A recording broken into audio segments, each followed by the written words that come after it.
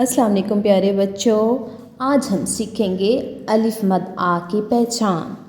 अलिफ मद आ अलिफ की तरह ही लिखा जाता है, मगर इसके सर पर एक ताज होता है जिसे हम मद कहते हैं। ये अलिफ की तरह सीधा ही लिखा जाता है और इसके ऊपर एक मद डाल देते हैं जो अलिफ मद आ कहलाता है।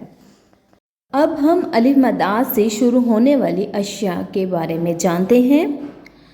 अलिफ मद आ से आम, अलिफ मद आ से आड़ू, अलिफ मद आ से आरी, अलिफ मद आ से आईना।